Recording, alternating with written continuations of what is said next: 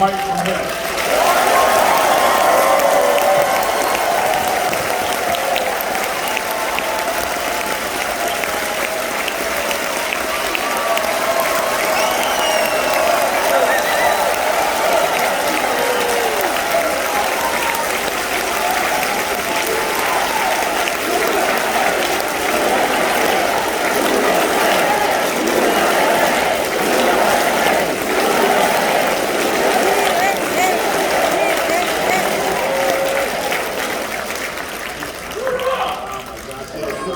So great to be here with you all. Oh my goodness gracious. Thank you. I love you too. When I get that much applause before I speak, it makes me very nervous. Well, it's great to be here in the Bay Area. It's great to be back in California. I grew up in Santa Ana, California. So Miles, I got my first speeding ticket in California too.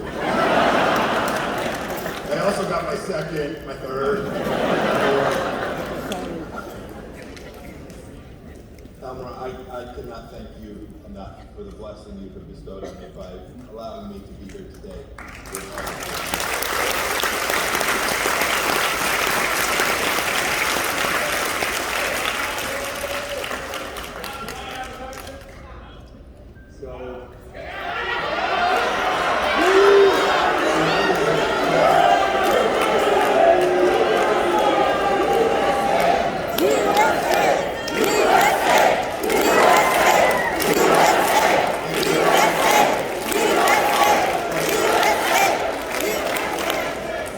What's so special about that is that couldn't happen in China.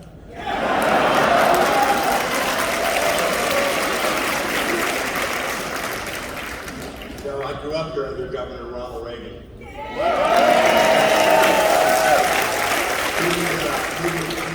was then my commander-in-chief when I was a young soldier.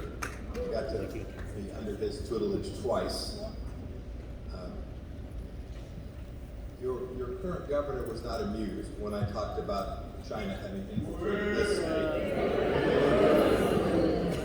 I was at an event with the National Governors Association, and I had declassified a document where the Chinese Communist Party, its military security apparatus, had engaged in a complex activity to evaluate every one of our 50 governors all across the United States.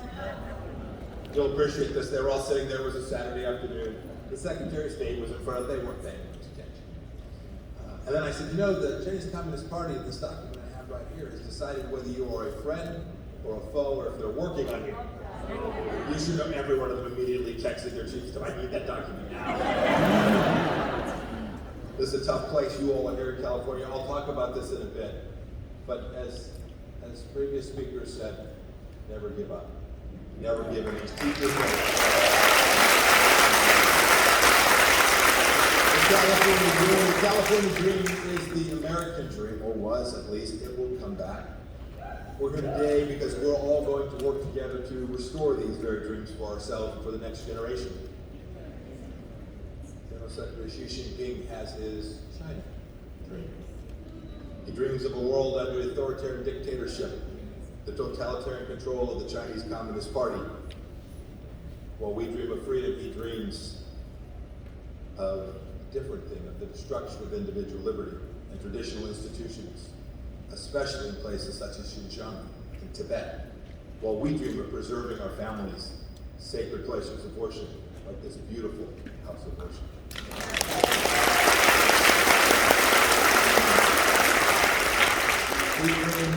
He dreams of stealing the fruits of our hard work in the USA, while we dream of rewarding hard work and good effort.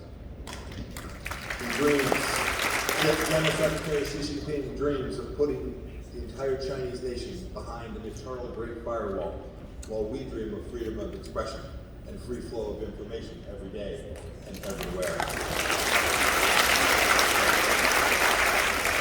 It is especially wonderful for me today to be here with the Bay Area's Asian American community that is so much a part of those American dreams.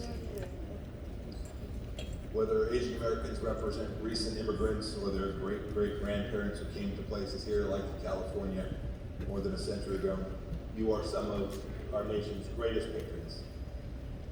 In every industry, in every church, in every community, Asian Americans contribute immeasurably to our nation's way of life. I'll never forget when I spoke about the origins of the coronavirus. And I said that I believed it came from the Wuhan Institute of Virology, and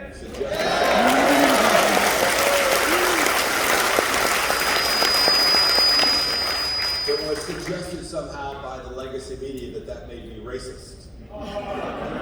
The truth of the matter is I was standing up for the Chinese people and Asian Americans all over our great country who have been decimated. The Asian American communities understood something a long time. Frankly, as Elmer said, as Mao said, I think sometimes you all get it more than those of us who have lived here all our lives. I think you understand that the biggest foreign threat to the United States of America is, in fact, the Chinese Communist Party.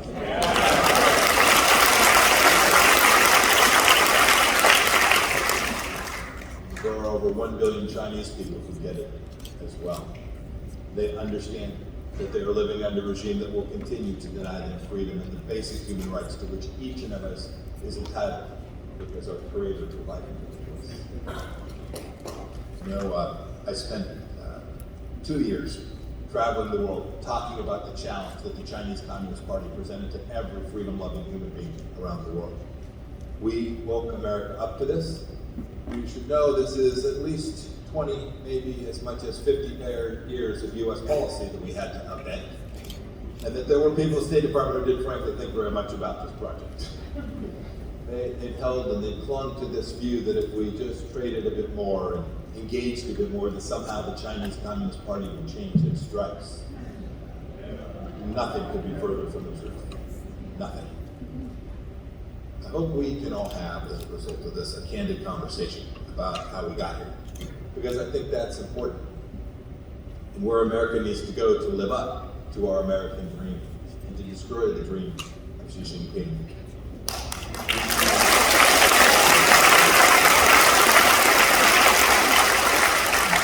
A few months ago, I had the privilege to speak at the Reagan Library. It was an amazing honor for a young person. Who would have dreamed as a kid who grew up in California and served under President Reagan would get a chance to speak from his presidential library and talk about the central challenge of our time so abroad, the challenge that the Chinese Communist Party presents. We recognized, for 4 years, our administration recognized this reality. We saw the world as it was and not as we wished it to be.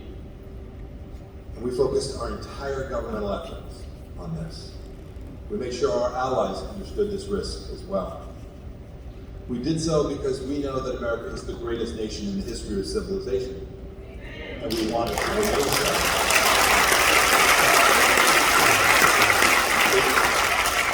In spite of what the wokesters will tell you, it's been that way since 1776.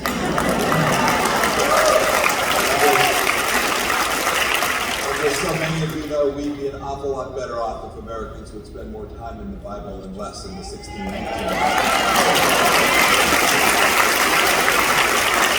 So it's worth defending. America's worth defending, and we're going to do it. You all are here this afternoon. We're going to get after it. It's why nearly every single piece of legislation we put forward, we had done the hard work. And we were able to pass this with votes from both the Democrats and the Republicans on Capitol Hill. I think Americans of all political stripes now understand the threat. President Trump, of course, signed every one of those bills without hesitation. And then we built our military in a way that made clear that we were going to support our country, we were going to support our soldiers. And when Beijing confronted us and lied about human rights and said that America was in decline, I can assure you, I didn't sit back and take it.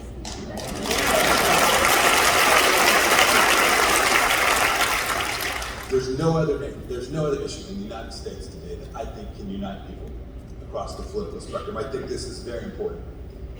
The reason that many of you and your parents, or people like my Italian grandparents, came to America is they wanted to leave behind tyranny.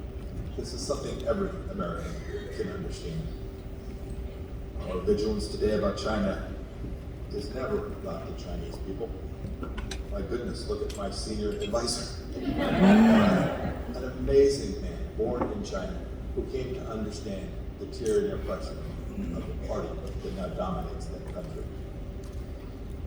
The party cares strictly about enslavement of its own people with its Marxist-Leninist totalitarian rule. This is totally alien to historical Chinese culture. In fact, the Chinese Communist Party is not only the greatest foreign threat to America, it is the greatest threat to the 1.4 billion people still living on the mainland there.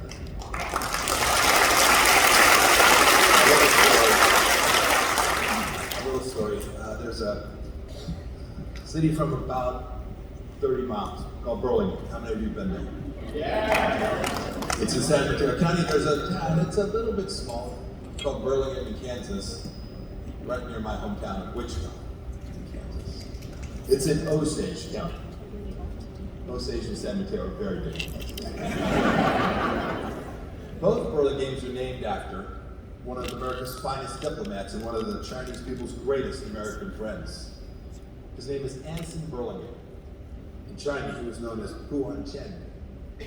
Anson Burlingame was a founding member of my party, the Republican Party, the party of Lincoln in the 1850s. He was President Lincoln's ambassador to China during our Civil War and the Chinese Taiping Rebellion, serving there between 1861 and 1867. Tough years here in America, tough years in China as well. During his tenure, he developed a deep friendship for the Chinese people. He represented the United States with a profound respect and fairness, for justice, for transparency.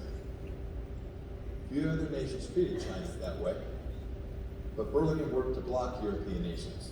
Their imperialistic demands on China and the bonds he felt with the Chinese people were reciprocated.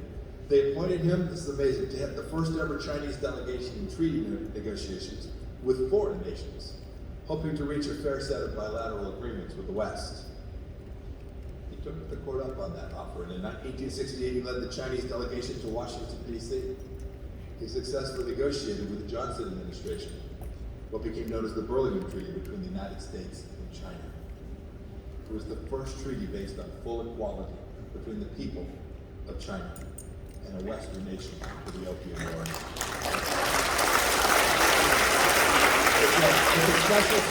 It's a really special story. Mark Twain wrote an obituary for Burlingame in which the greatest of all American writers said the following, quote, "In real greatness, ability, grandeur of character, and achievement, Anson Burlingame stood head and shoulders above all the Americans of today, save for one or two. He was a good man.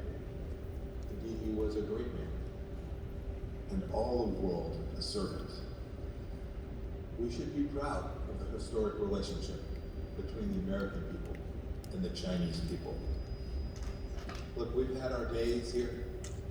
The truth is, we've had passed bigoted laws. In 1862, the Chinese Exclusive Act was offensive, thought so by many Americans.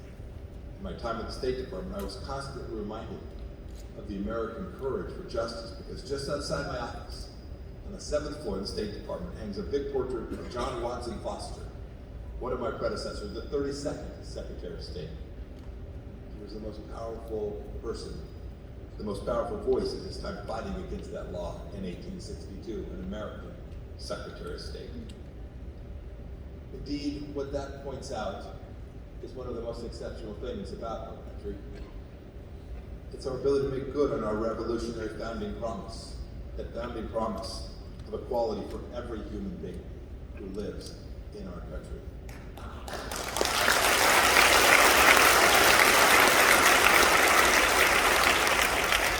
And today, there's a cause that is made. So Chinese students study at our universities more than any other nation in the world.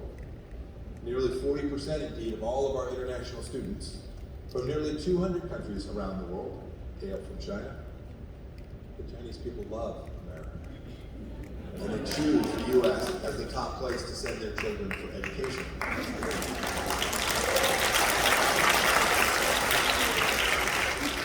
Their professors may think this is a racist country, but they do not. They come because it's the most successful multiracial society on the planet, and the greatest country to ever respect the rights that the Lord has given to us.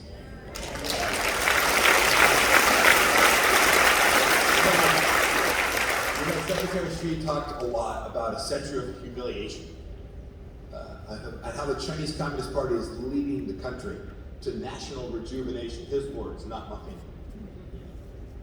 Because it was abused by Western powers. This is his storyline. This is what he tells his people and indeed told American leadership. But the two stories I told about Secretary Foster and about Anson Burlingame showed that the United States treated China and Chinese people with respect, and that helped build the deep friendship between our peoples. No, the CCP is an ideological party masquerading as a nation. They want to dominate the world. They want to change the way each and every one of you live here in the United States. They tried to convince us that the virtues of America are indeed evil. Don't buy it. Don't buy it for a second. They indoctrinate the Chinese nation with lies about America and about the American people. But they have in China an ahistorical paranoia. From Mao to Xi, every Chinese communist leader has regarded the United States as pushing an international conspiracy against China and the Chinese people. And frankly, one of the worst conspiracies, and one of the worst lies they tell their own people, is that they, the Chinese Communist Party, represents them.